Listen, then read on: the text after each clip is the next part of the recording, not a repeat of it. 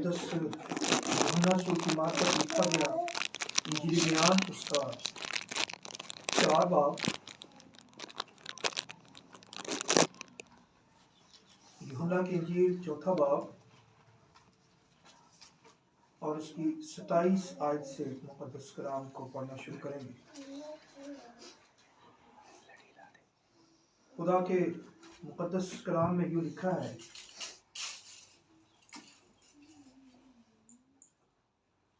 इतने में उसके शागिर्द आ गए और तज्जुब करने लगे कि वो औरत से बातें कर रहा है। तो किसी ने ना कहा कि तू क्या चाहता है या उससे किस लिए बातें करता है।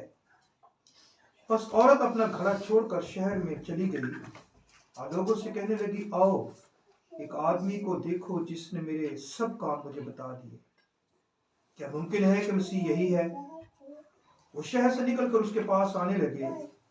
इतने में उसके शागिर्द उससे ये दरख्वास्त करने लगे कि ऐ रब्बी कुछ खा ले। लेकिन उसने उनसे कहा, मेरे खाने के लिए ऐसा खाना है जिसे तुम नहीं जानते।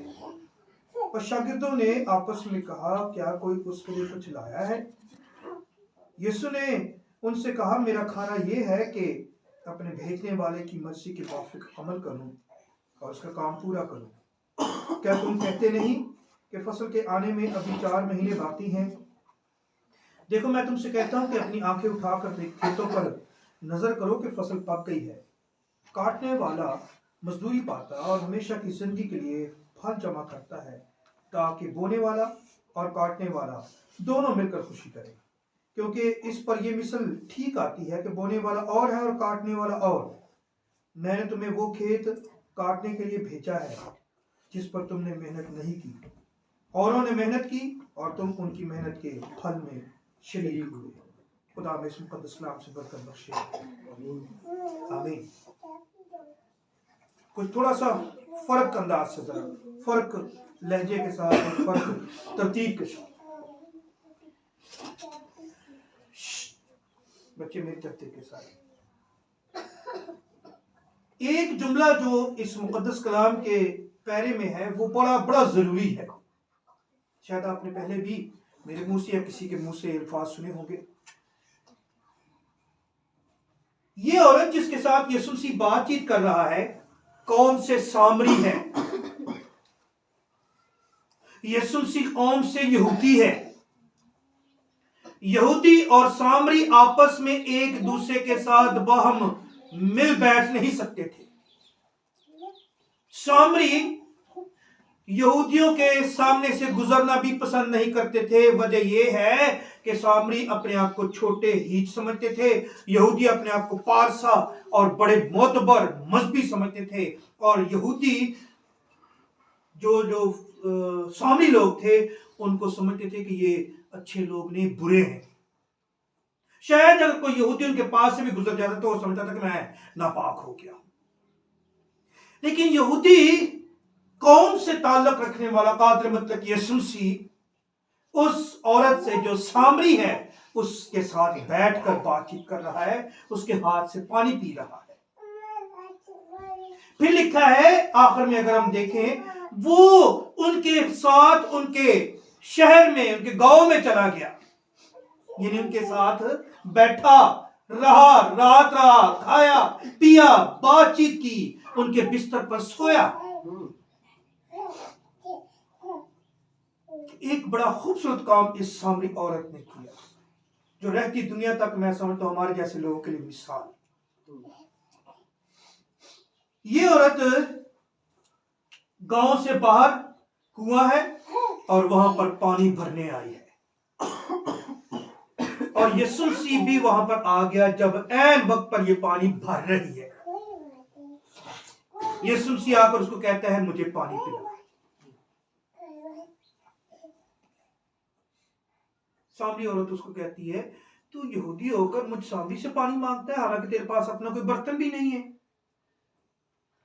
और फिर सारी बातचीत के बाद आखिरकार जब सारी बातें यीशु मसीह ने उसके साथ कर ली, यीशु मसीह ने उसके पोशीदा हाल भी उसको बता दिए, तो फिर लिखा है मुकद्दस कलाम में, वो औरत अपना घड़ा छोड़कर अपने गांव में गई और बहुत सारे लोगों को बुला लाई। आओ देखो एक ऐसा आदमी जिसने मेरे सब काम मुझे बता दिए, क्या मसीह यही है? ये जो जुमला है ना, उसने अपना घड़ा छोड़कर, वो अपना घड़ा छोड़कर गई। इस जुमले को जरा हमने देखना है, इस जुमले पे गौर करनी है। कितनी मसरूफियात अपनी छोड़ते हैं। अब शायद सबके ज़हन में ये एक बात होगी कि तुसी किहड़ी को जॉब कर दे हो, तुहां तो कहना मैं। तो जब मैं एक दो दफा जॉब की है तो भी मेरा यही रवैया होता था। कितनी देर के लिए, कितने वक्तों में कितना ज्यादा अपना वक्त उसको अता करते हैं। तो मेरे टाइम तेरे लिए है और मैं इसको तेरे साथ स्पेंड करना, गुजारना चाहती हूँ। हफ्ते के बाद 8वें दिन, 7 दिनों के बाद हमारे पास एक दिन आता है और उसमें भी हम डंडी मारते हैं। डंडी ये मारते हैं, बड़ा जरूरी काम सी, उत्थे जाना सी, ड्यूटी सी। ये बात मैं सबके लिए, चाहे वो जो मेरे बच्चे हैं, मेरे बहन भाई हैं, सबके लिए है। बड़े दिनों तक मैं इस बात पे सोचता रहा। मैं कह रहा था बुरा ना मना ले, इससे भी डर लगता है ना। लेकिन नहीं, मैं यकीन से कह सकता हूं, शायद आप मेरी हाँ में हाँ मिलाएं या नहीं, मैं यकीन से कह सकता हूं, आप अगर किसी कहेंगे ना कि मेहरबानी करके किसी इबादत तो बाद आ जाओगे, तो आपको कभी मना नहीं करते। आप उनके पास जाएं, ये नबील के लिए, अदील के लिए बात है। आप उनके पास जाएं, रिक्वेस्ट है, सर प्लीज हमारी इबादत है और हमने लाजमी जाना है। अच्छा भाई चलो जल्दी आ जाना जरा। हाँ सर मैं आऊंगा। जरूर वो आपको टाइम देंगे, आपको छुट्टी देंगे। लिखा है मुकद्दस कलाम में, वो औरत अपना घड़ा छोड़कर शहर में चली गई और लोगों से कहने लगी, आओ एक आदमी को देखो जिसने मेरे सब काम मुझे बता दिए। क्या मुमकिन है कि मसीह यही है? सब काम उसने इसलिए बताए ताकि उसको और पुख्ता यकीन हो जाए। उसकी जिंदगी में गहरा काम यीशु मसीह ने ऐसा कर दिया कि जिस मकसद के लिए वो कुएं पे आई थी ना, उस मकसद को उसने सानवी दर्जा दे दिया, दूसरा दर्जा दे दिया, और यीशु मसीह की गवाही को पहला उत्तम दर्जा दिया है। कितना ज्यादा अपनी मसरूफियात को छोड़कर हम यीशु मसीह के पास आकर यीशु मसीह की गवाही देने के लिए तैयार हो जाते हैं। हम समझते हैं मेरा ये काम बड़े जरूरी है, मैं आज दिहाड़ी ना लाई तो फिर करांगा की मैं। कितने ज्यादा हमारे काम जो है वो जरूरी होते हैं, और कितना जरूरी काम करके हम अपने खानदान को पाल सकते हैं। ये जो मुकद्दस कलाम में खूबसूरत आयत लिखी हुई ना कि जब तक खुदा ही घर ना बनाए, बनाने वाले की मेहनत अबस है, असल में ऐसे ही तरतीब के साथ वो आयत लिखी गई है।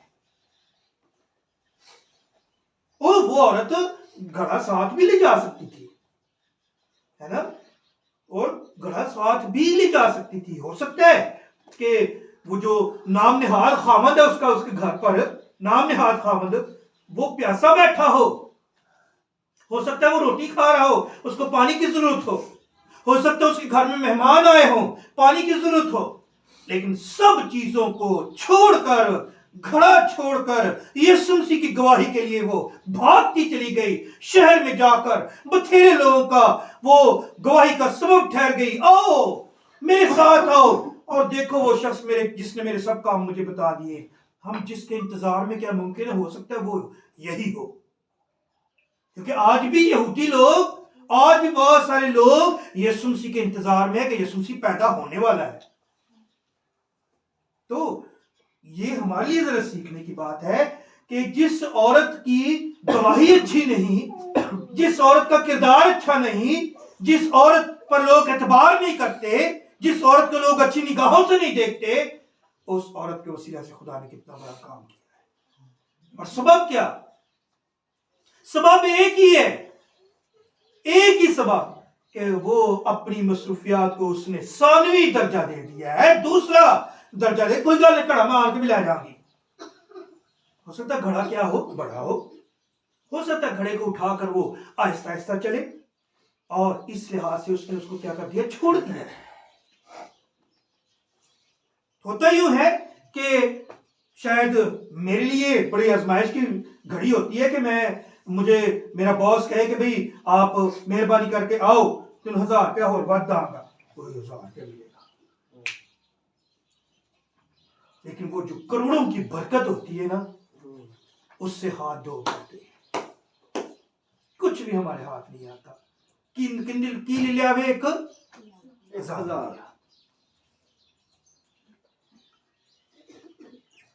ये औरत मैं समझता हूं हमारे लिए मिसाल है। मैंने पहले अर्ज किया कलाम मुकद्दस सिखाता है अच्छे किरदार की मालिक नहीं थी, लेकिन हमारे लिए मिसाल है, क्योंकि उसने वो काम किया जिस काम के लिए शायद खुदा हमसे तवक्को करता है, जिसकी खुदा हमसे तवक्को करके हमारी तरफ अपनी आंखें लगा के बैठा होता है। मेरे बच्चे मेरे पास आए, मेरे साथ बैठे, रफाकत रखें, मैं उनसे कलाम करूं, वो मुझसे मांगे। तो कलाम मुकद्दस में लिखा है मुझसे मांगो तो मैं तुम्हें दूंगा। उसके पास आकर मांगना ही नहीं है। कभी कभी पता क्या, बहुत सारे ऐसे लोग होते हैं और वो बातें करते हैं, पसीना काली दुआ कर लेते हैं।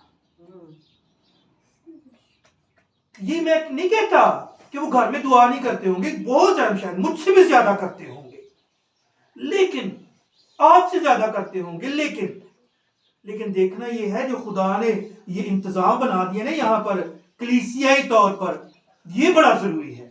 और उसका सबब पता क्या है, ये रफाकत और शराकत है। कलीसिया के लोग बाहम एक दूसरे के साथ मिलते हैं। ये मेरी बहन है, कितने दिनों के बाद हम मिले? 7 दिन के बाद। अगर आप ना आती तो क्या होता, मुलाकात होती आपने चले जा नहीं, लेकिन मुलाकात होती नहीं होती। नवीद से होती, आपके इस भाई से, आप इसके बेटे से, आपकी इन बहनों से मुलाकात होती नहीं। वो कलीसियाई तौर पर इबादत में आई और सबके साथ क्या हो गई, रफाकत हो गई। ये मैं समझता हूं बुनियादी सतून है मसीह जिंदगी का। मैंने पहले सिखाया हुआ है हमारी किताब में, 4 बुनियादी सतून है मसीह जिंदगी की छत के, और उनमें से एक सतून जो है रफाकत शराकत है। तो गाड़ी 4 पहियों पे चलती है ना, तीसरा पहिया अगर पंक्चर हो जाए ना, चौथा पहिया, तो गाड़ी क्या हो जाती है, खड़ी हो जाती है। हमें इस बात से सीखना है कि हमारी खुदा की जो जिम्मेदारी हमारे सुपुर्द हुई है ना, उसको ऐसे तरीके से पूरा करना है। आपके जो दुनियावी बॉस हैं, वो आपके सुपुर्द अगर कोई काम करते हैं और आप अच्छा काम ना करें, तो वो क्या करते हैं, यार कोई मजा नहीं तुम्हारे काम का आया। हो सकता है एक्सप्लेनेशन कॉल हो जाए, आओ जरा अपनी सफाई पेश करो। हमारा खुदा ऐसा फजल वाला खुदा है कि वो हमसे एक्सप्लेनेशन कॉल नहीं करता। वो हमें नहीं कहता कि आओ जरा अपनी सफाई पेश करो, क्यों नहीं कि मैंने चंगा काम किया। लेकिन अदालत में एक दिन वो जरूर करेगा, ला तूने क्या कमाया है। फिर पता क्या है, बहुत सारे लोग ऐसे नहीं, खुदा ने चंगा नहीं किया सारा, तो खुदा तो अभी कर रहा है। मैं तो खुदा के जो बड़े अजीम खादम है, वो तो ललकारते रहते हैं, कलपते रहते हैं बेचारे, मेहरबानी करके ओदे वाला आ जाओ। क्यों? क्योंकि अदालत के इख्तियार किसके पास है, यीशु मसीह के पास है। उसने अदालत करनी है, उसने फिर फजल नहीं करना। लिखा है मुकद्दस कलाम में कि वो लोहे के आसा के साथ, लोहे के आसा का मतलब है सख्त अदालत के साथ, वो उस सारी तरतीब को पेश करेगा। वो कोई फजल नहीं करेगा। इसने मेरी मर्जी पूरी नहीं की, इसको उठा के ले जाओ, यहां से वहां डाल दो जहां रोना और दांतों का पीसना है। फिर मैं समझता हूं हमारे लिए कोई वक्त नहीं होगा। लिखा है फिर मुकद्दस कलाम में, वो शहर से निकलकर उसके पास आने लगे, इतने में उसके शागिर्द उससे ये दरख्वास्त करने लगे कि ऐ रब्बी कुछ खा ले, लेकिन उसने उनसे कहा मेरे पास खाने के लिए ऐसा खाना है जिसे तुम नहीं जानते। शागिर्दों ने आपस में कहा क्या कोई उसके लिए कुछ खाने को लाया है? यीशु ने उनसे कहा मेरा खाना ये है कि अपने भेजने वाले की मर्जी के मुताबिक अमल करूं और उसका काम पूरा करूं। हमारा क्या खाना है? 1000 रुपया 1000 रुपया लग जाए ना, चलो 2 दिन दम भी सही, 1000 रुपया भावें आंदे हथ रस्ते ही डिग जाते। हो सकता है ना, हो सकता है, और रास्ते भावें डिगा तो पाउडर फाड़ के पी लो, पाउडर पी ले। मेहरबानी के साथ ये मेरी दरखास्त है इन तीनों जवानों से जो यहाँ पर जॉब करते हैं, 1 2 3, इन तीनों जवानों से मेरी दरखास्त है, इस दफा कुछ प्रॉब्लम हो गई, हम कैरल पार्टी नहीं निकाल सके, और उसका सबसे मेन सरगना कौन था? हमारा अदील, जिसके सबब से हम रह गए। ये बात मेरी बहन रबैका और बहन रजिया के लिए भी है। मेहरबानी से उस काम को पूरा करने की कोशिश करें जो खुदा ने हमारे सुपुर्द किया है। उस काम की फिक्र ना करें जो लोग हमारे सुपुर्द करते हैं। क्या करेंगे लोग, क्या करेंगे?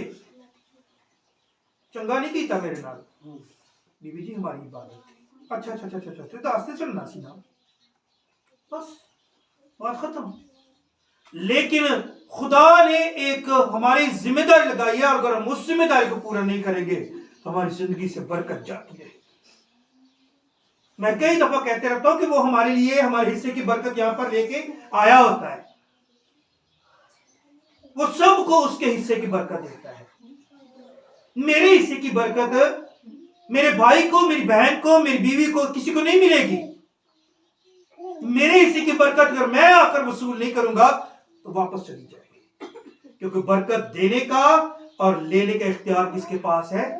खुदा यीशु मसीह के पास है। यीशु मसीह बतौर खुद खुदा होते हुए कहता है मेरा खाना ये है, मेरी ड्यूटी ये है, मेरा काम ये है कि मैं अपने भेजने वाले की मर्जी को क्या करूं? पूरा करूं। मैं उसके काम को पूरा करूं। अगर हम अपने खुदा के काम को पूरा नहीं करते तो फिर हमारे लिए बड़ी अफसोस की बात होगी। क्या तुम कहते नहीं कि फसल के आने में अभी 4 महीने बाकी हैं? देखो मैं तुमसे कहता हूं कि अपनी आंखें उठाकर खेतों पर नजर करो कि फसल पक गई है, और काटने वाला मजदूरी पाता और हमेशा की जिंदगी के लिए फल जमा करता है, ताकि बोने वाला और काटने वाला दोनों मिलकर खुशी करें, दोनों मिलकर खुशी करें। हम अपनी जिंदगी में यीशु मसीह के साथ किस तरह की खुशी में शरीक होते हैं? किस तरह की खुशी में यीशु मसीह के साथ शरीक होते हैं? बड़ा मुश्किल होता है यहां पर 2 घंटे बैठकर अपने खुदा के साथ वक्त गुजारना। कभी कभी जेल चाहता है टाइम पूरा हो गया।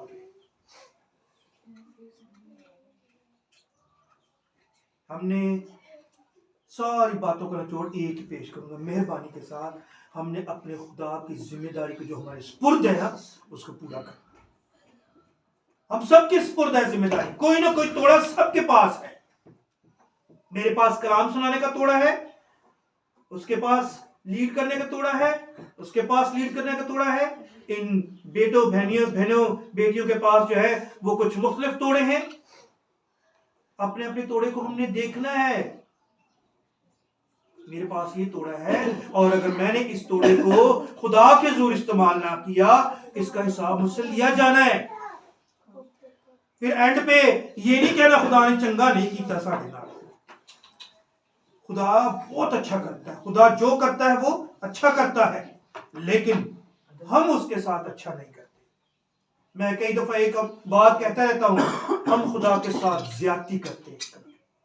ज्यादती इसलिए करते हैं कि खुदा हमारी जिंदगी में वो बरकत देना चाहता है, लेकिन उस बरकत से मुंह मोड़ लेते हैं। नहीं नहीं नहीं, हमें ये नहीं चाहिए। खुदा के साथ ज्यादती है। उसने हमारे साथ क्या कुछ नहीं किया, क्या कुछ नहीं किया मेरी खातिर। अपना इकलौता बेटा बख्श दिया। बख्शिश का पता है लुग़वी मतलब क्या है? वो चीज जिसके हम हकदार ही नहीं है वो हमें अता कर दी जाए। बख्शिश उसको बोला जाता है,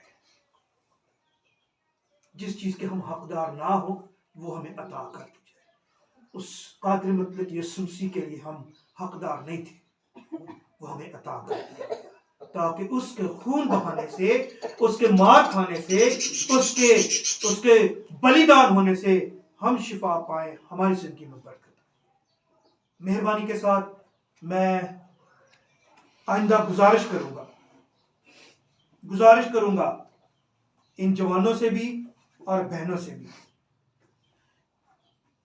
ना कहें कि वो नहीं मानते। भाई आप एक दफा बोले, दूसरी दफा बोले, तीसरी दफा बोले तो जरूर मानेंगे,